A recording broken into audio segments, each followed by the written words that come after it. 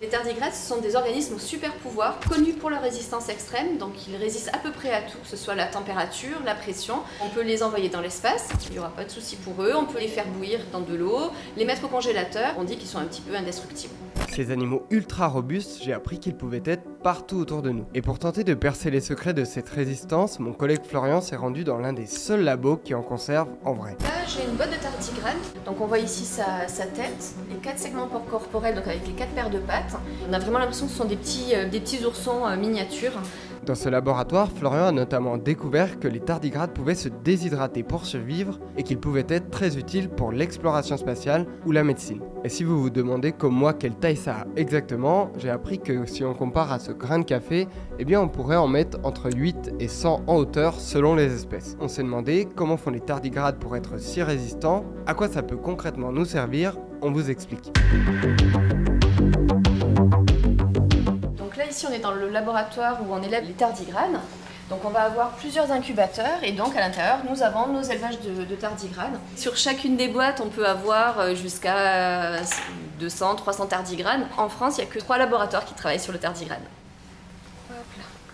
Ce sont des boîtes avec de l'eau et puis leur source de nourriture, donc les algues, qui sont les petits points verts. C'est un animal qui concentre tout un ensemble de capacités de résistance vis-à-vis des stress mortels pour toutes les autres espèces. Par exemple, en 2007, on fait un voyage dans l'espace pendant 10 jours. Dans l'espace, ça veut dire que ce n'était pas à côté de Thomas Pesquet dans l'ISS, c'était dehors. Ils ont été exposés au rayonnement solaire, au rayonnement cosmique, et ils sont revenus totalement viables à l'issue de ce voyage dans l'espace. Il y a beaucoup de choses mystérieuses que l'on ne comprend toujours pas. On essaie de comprendre en fait comment il peut résister à tous ces paramètres-là, comment il peut être hors du temps pour pouvoir, pourquoi pas, développer de nouvelles thérapeutiques et trouver des solutions pour les hommes en fait. Pouvoir le transposer avec des applications biomédicales. On peut les empiler comme ça et en avoir de très nombreuses quantités et on les conserve à 20 degrés. Ils vont vivre jusqu'à 4 mois. Après, si jamais on les déshydrate, évidemment ils vont rentrer en vie suspendue et donc l'extension peut être très importante. Par exemple, nous au labo, au moment du Covid, quand on nous a dit on ferme les labos, ce qu'on a fait, c'est qu'on a pris des tardigrades, on les a déshydratés sur papier buvard.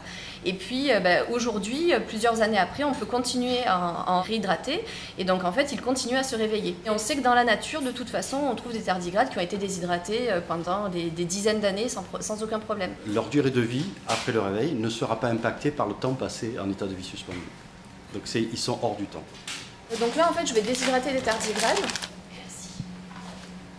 Je le prélève à la pipette, tout simplement.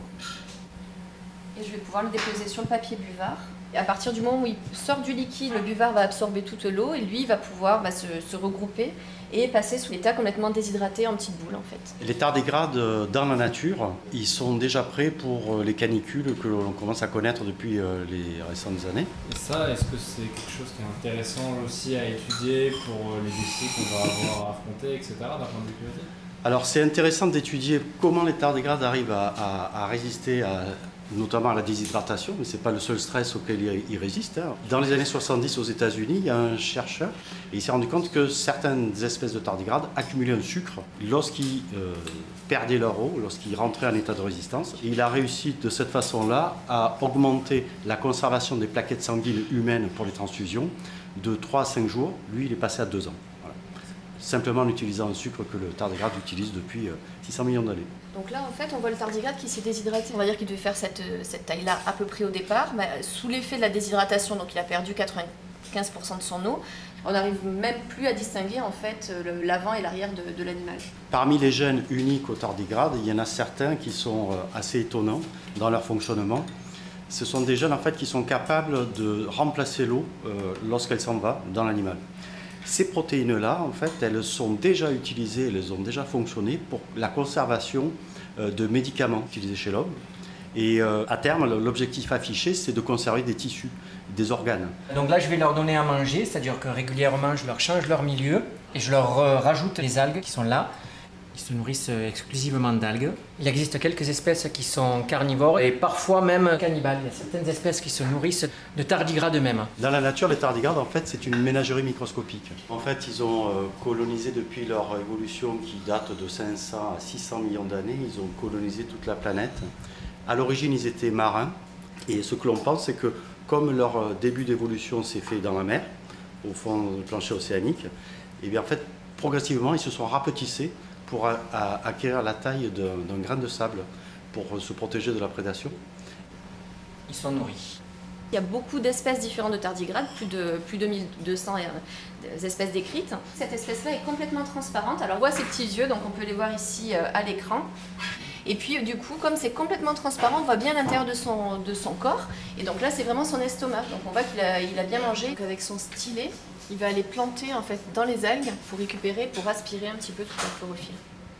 Et donc en fait, ils sont partout, au fond des océans, au fond de l'Antarctique, en haut de l'Himalaya.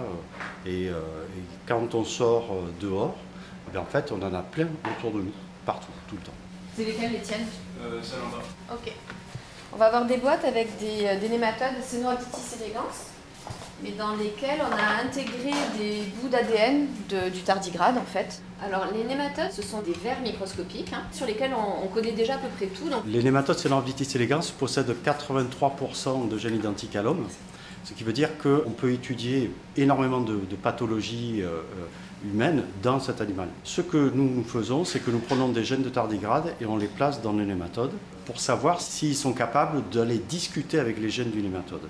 Nous, c'est vrai qu'arriver à comprendre en fait comment les gènes de tardigrade fonctionnent dans le nématode, ça nous permettrait éventuellement de tester en fait tout ce qui est effet des rayonnements et voir un petit peu avec des applications possibles en radiothérapie. Donc on pourrait imaginer d'arriver à comprendre comment on résiste au rayonnement et protéger les zones tout autour pour que du coup la radiothérapie cible uniquement le cancer et la zone cancéreuse mais pas tout ce qu'il y a autour. Je peux récupérer la boîte de nématode?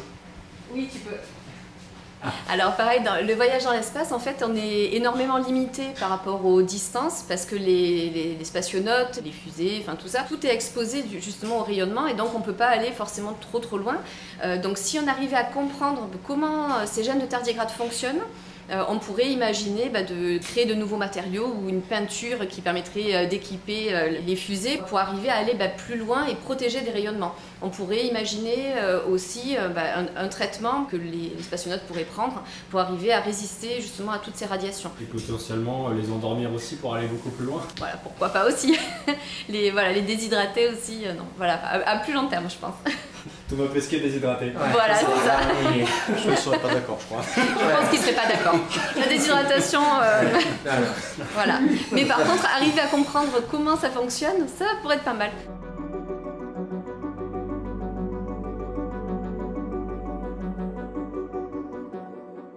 Voilà pour cet épisode, j'espère qu'il vous aura appris des choses autant qu'il m'en a appris. Merci à Florian pour le reportage et aux scientifiques qu'il a rencontrés pour l'accueil dans le laboratoire. N'hésitez pas à poser vos questions en commentaire et je vous dis à la semaine prochaine pour un nouvel épisode de La Nature Expliquée.